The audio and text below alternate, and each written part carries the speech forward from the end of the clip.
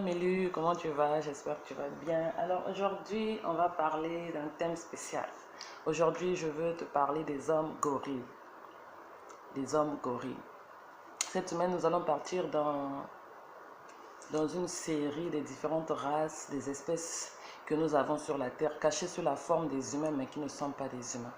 Tu sais, lorsque le Seigneur t'emmène dans une autre dimension, lorsque tu passes à l'autre bord, parce que le but d'un élu, c'est de passer à l'autre bord, c'est-à-dire connaître sa nature, connaître son identité, connaître qui il est, réveiller sa part divine, sa spiritualité en lui.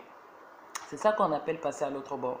Parce qu'à ce moment-là, le voile se déchire, tu ne vois pas les choses de façon terrestre, de façon charnelle, tu vas commencer à voir au-delà de tes yeux, tu vas commencer à voir au-delà de ta vision, parce que le Seigneur va mettre sa vision en toi. Pour les fils de ténèbres et les filles de ténèbres aussi, quand ils vont chercher leurs esprits leur donnent aussi des pouvoirs et des dons et des visions au-delà de ce qu'ils voient. Voilà comment ils peuvent savoir que tu es un enfant de lumière, voilà comment ils peuvent voir ton étoile, voler ton étoile, voilà comment ils peuvent te sacrifier, te tuer, voilà comment ils peuvent te discerner et te faire tout le mal qu'on est en train de te faire. Parce qu'ils sont dotés de certaines capacités, parce que d'une certaine manière, eux aussi, ils sont à l'autre bord. Mais sauf qu'ils sont à l'autre bord du mauvais côté en fait. Parce que c'est des fils et des filles des ténèbres. Mais nous ne sommes pas là pour parler de nous, on parle de toi, l'élu. Toi, la fille de lumière. Toi, l'artisan de lumière. Toi, le choix de Dieu. Donc l'objectif de Dieu est que tu puisses te connaître, est que tu puisses te trouver, est que tu puisses revenir à toi. Pas le toi que t'a dit ton père, ta mère, la terre, la société, les amis, mais le toi qu'avait dit Dieu, le toi que tu étais avant que tu ne puisses venir dans cette sphère, le toi que tu étais avant que tu puisses nous rejoindre ici, le toi que tu étais avant que tu ne puisses venir sur la terre, le toi que le Seigneur avait créé depuis là-haut. C'est midi, je suis comme une Ouest-Africaine, mais bon. Et c'est ça en fait. C'est ça en fait, te réveiller, passer à l'autre bord et faire de telle sorte que tu retrouves ton identité céleste. Une fois que tu as trouvé ton identité céleste, et normalement, tout va se décanter, tes dons, tes pouvoirs, tes potentiels, ta psyché, tout ce que tu étais spirituellement, ta nature divine va se déclencher en toi. Et c'est ça qu'on appelle passer à l'autre bord. Et une fois que tu es à l'autre bord, Dieu va t'apprendre, Dieu va t'enseigner à reconnaître les différentes espèces humaines sur la terre. Je pense que tu en as déjà entendu parler avant que nos dons se développent, avant que nous aussi on passe de l'autre côté, avant qu'on soit réveillé, illuminé, avant que tu sois peut-être réveillé, illuminé, ou toi qui es sur le chemin de l'illumination. Tu entends parfois les gens dire ceux qui ont des dons, qui disent mais si le Seigneur t'ouvre les yeux de voir les gens, les choses dans la rue, tu vas te rendre compte que d'autres sont des serpents, des gorilles, des tigres, des sirènes, des hiboux. Et quand tu n'as pas encore atteint un certain niveau, tu te dis, mais comment il fait pour voir? Comment il fait pour voir ça? Et moi, je me rappelle, à mon niveau, je me posais des questions, je me disais, mais il voit ça physiquement, c'est-à-dire, pendant que moi, je suis en train de voir un être humain, lui, il voit un serpent marcher, un vrai serpent marcher, un vrai hibou, un vrai, je ne sais pas, gorille en train de marcher. C'est ça.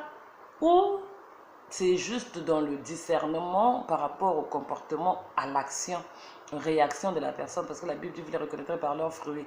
Donc c'est juste en examinant les fruits qui se dégagent de cette personne qui se rend compte. Mais souvent on pense que c'est physiquement, donc tu te dis, la personne te dit, mais si Dieu t'ouvre les yeux, tu vas craquer. Et tu es là, tu trembles, tu as peur, jusqu'à ce que toi aussi ça t'arrive. Oui, effectivement, ce n'est pas faux. Il y a différents types d'hommes dans la rue, dehors. Tous sous l'apparence des êtres humains comme toi et moi. Mais en réalité, ne sont pas des êtres humains. Tu vois, ce corps, ce n'est qu'une voiture. Ce corps, ce n'est qu'une maison, une carapace qu'on porte, un outil de voyage. Tu vois, quand tu vas aller en Europe, tu prends l'avion. Quand tu veux faire un voyage maritime, tu prends la voiture. Donc, tu es dans cet outil, dans cet appareil-là. Et tant que la personne ne rentre pas dans l'avion pour te voir, quand l'avion passe, on ne voit que l'avion, la coque de l'avion, un appareil. Et c'est quand on rentre dans l'avion qu'on se rend compte qu'il y a des humains. Donc c'est pareil avec le corps humain. Quand on voit la personne, c'est un être humain, voilà, doté de 2 pieds, de 2 mains. Mais lorsque on rentre dans la personne spirituellement, quand on va sonder, un peu comme dans Terminator, tu vois, avec ces yeux-là, les rayons ultraviolets, les lasers, qu'ils sondent à l'intérieur, et l'identité peut s'afficher à droite ou à gauche pour montrer qui est réellement la personne. Et souvent, on regardait ces films naïvement, on se dit, mais ça, c'est juste la technologie. Mais on ne comprenait pas, on se disait que c'était des robots, alors que c'était des vrais messages qu'on passait, alors que c'était des vrais enseignements, c'était des vraies initiations. Donc, l'homme gorille, c'est quoi l'homme gorille? C'est une espèce qui est sur la terre, et c'est comme toutes les autres espèces. Hein. Dans le jardin d'Éden, le Seigneur avait créé les animaux, et c'est Adam qui avait commencé à les nommer. Quand il a vu Ève, la Bible nous dit que quand il a vu Ève, il a dit voici cette fois-ci. Ce qui veut dire que depuis qu'il était dans la forêt, il savait que ça c'était l'animal, ça c'était l'animal. Mais moi je ne suis pas cette catégorie d'animal-là. Et quand Ève est arrivée devant lui, il a reconnu tout de suite son espèce. Et souvent on se dit que non, c'est juste dans le cadre des animaux. Non, en fait, c'est une parabole, c'est une métaphore qui est cachée dans cette histoire des animaux du jardin d'Éden. C'est pour nous faire comprendre qu'ici sur la terre, il y a toute forme d'être humain. Il y a des éléphants, il y a des gorilles, il y a des dauphins, il y a des ainsi de suite. Aujourd'hui, je vais te parler des gorilles. Comment identifier les gorilles? Les gorilles, si tu veux identifier le gorille, je te dirais tout simplement d'observer un gorille. Parce que chaque espèce ressemble à son espèce. Chaque entité, chaque esprit caché derrière un corps a les traits et les attraits de son espèce. Un homme gorille est comme un gorille. Un homme dauphin est comme un dauphin. Un homme sirène est comme une sirène. Un homme, je ne sais pas, serpent est comme un serpent. C'est tout simplement que nous n'avons pas assez les yeux pour voir, mais surtout le discernement et aussi l'observation. C'est ça qui nous tue, nous les êtres humains, les vrais êtres humains, c'est-à-dire les vrais êtres humains. Ceux qui sont vraiment des humains, qui ne sont pas des extraterrestres sur la terre, des aliens, des reptiliens, non, des vrais êtres humains, les enfants de Dieu, les envoyés de Dieu, dotés d'un esprit normal, sain et qui est venu rentrer dans un corps. Les enfants de lumière, c'est ça qui nous manque, le sens de l'observation. Sinon, tu vas remarquer que si tu commences à bien observer, mon frère, ma soeur, tu vas commencer à voir les serpents, tu vas voir les gorilles. Dans la question que tu te poses, est-ce que les gens là voient ça comme ça? Tu es au marché, tu vois un singe qui saute, un serpent qui rampe. Non. C'est avec le discernement, avec le sens de l'observation, avec le regard aiguisé, avec la vision que Dieu te donne parce que tu es déjà à l'autre bord, que tu regardes. Et surtout le sens de l'observation parce que c'est ça qui te permet de détecter. C'est pour ça que regarder souvent les documentaires des animaux, c'est très important. Lorsque tu veux développer ton côté spirituel, lorsque tu veux développer vraiment ton éveil pour apprendre à discerner les différentes entités, espèces humaines qui se cachent derrière un corps, il faut souvent regarder les émissions des animaux parce que ça va t'apprendre à reconnaître la caractéristique de chaque animal, comment il fonctionne, et tu verras que quand tu vas prendre cet enseignement, à lier ça aux êtres humains que tu rencontres dans la rue, tu vas différencier les vrais aux faux. Le gorille, il est vraiment comme un gorille. Comment un gorille? Le gorille, on le reconnaît plus par sa forme. Il est fort, il est musclé. Mais pas seulement parce qu'il est fort, il est musclé. Non, un homme gorille peut ou ne pas être musclé. Mais ce qu'on reconnaît chez le gorille, c'est vraiment comment dirais-je, je ne sais pas comment dire, la force dans ses os, la force dans ses muscles. Même lorsqu'il est mince, le gorille, même lorsqu'il est petit, qu'il est jeune, quand on regarde un gorille, on retient quelque chose, on sent qu'il est solide. Rien à voir avec un singe. Le singe, voilà, quand tu le vois, tu sens même que c'est quelque chose à manger, en fait. Tu sens la chair, tu sens que c'est, voilà, c'est un truc mangeable. Mais le gorille, quand tu le vois, tu as l'impression d'avoir un être humain en toi, devant toi. Tu as l'impression même que c'est quelqu'un qui fait le sport. Donc tu vois les tablettes de chocolat, tu vois les muscles, tout ça. Et après, une autre chose qu'on voit chez le gorille, c'est qu'il est très calme, il est très silencieux. C'est un animal très calme, très doux. Il ne te dérange que quand il a besoin de quelque chose. Pour ceux qui ont l'habitude d'aller aux zoos, les gorilles, ils sont dans leur cage, ils sont là-bas tranquilles, ça cause entre eux, tranquille, dans l'harmonie. Donc, ils ne viennent à la cage que parfois pour te saluer, te dire bonjour ou te prendre quelque chose, te demander quelque chose. Parce que le gorille se comporte comme un être humain.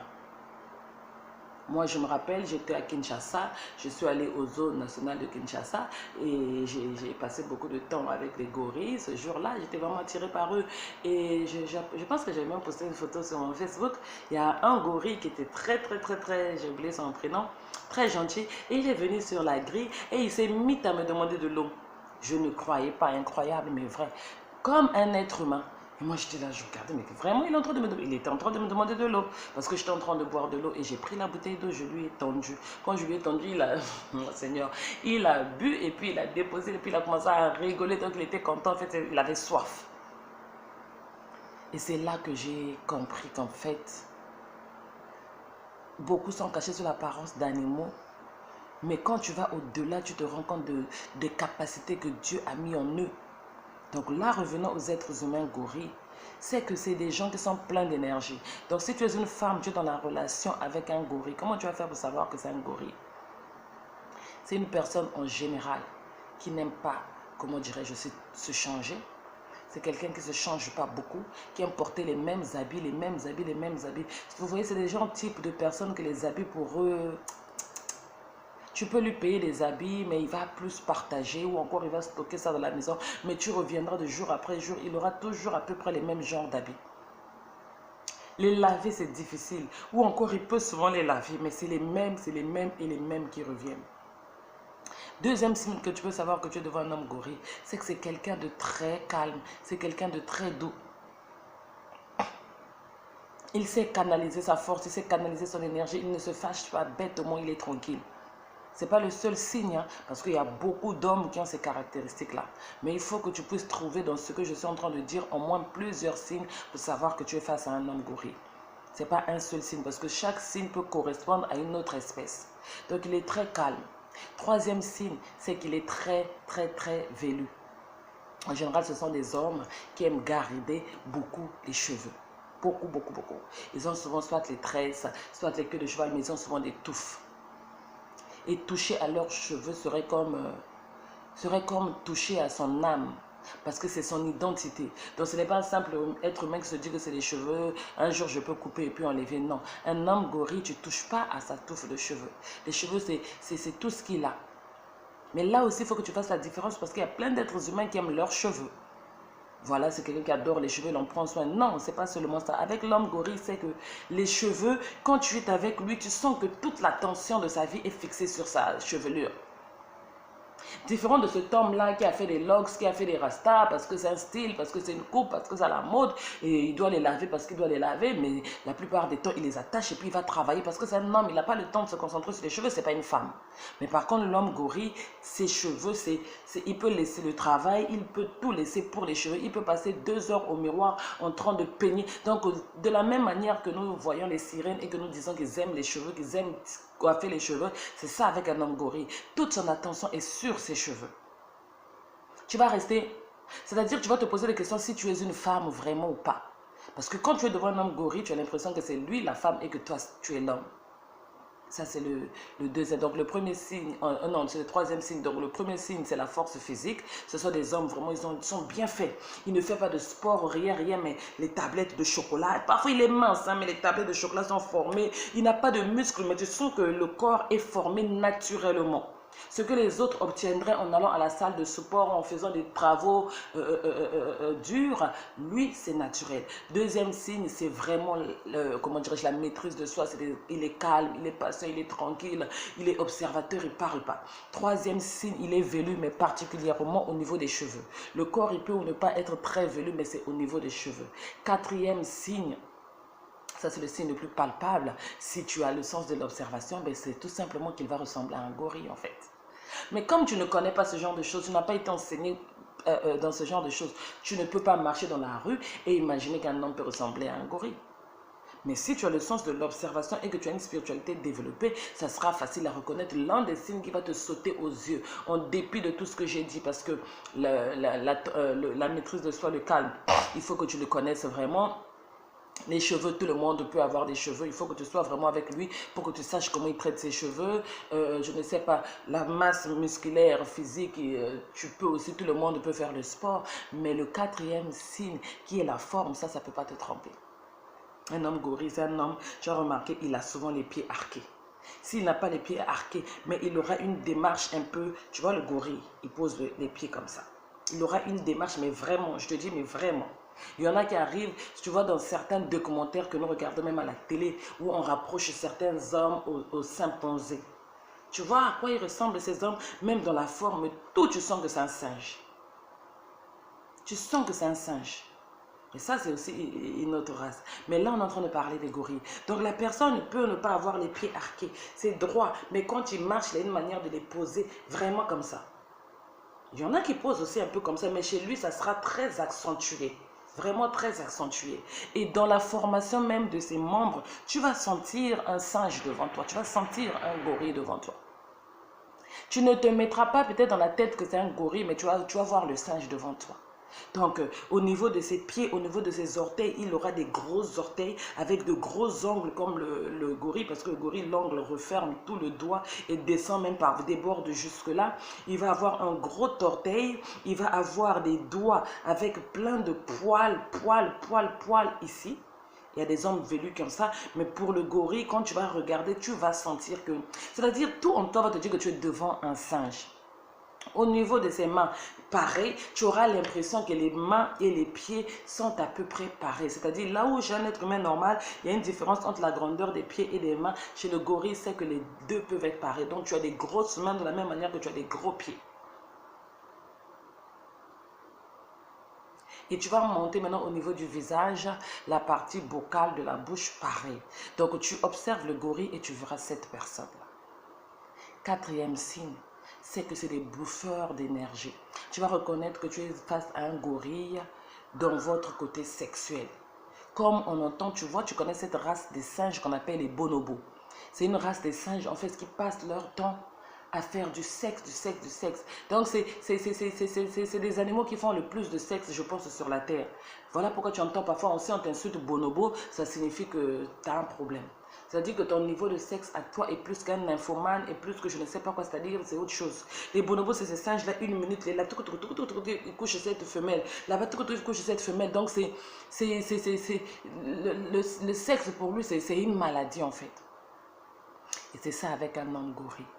C'est qu'il a une performance incroyable. Il a une performance inimaginable. Il a une performance, on dirait, surnaturelle.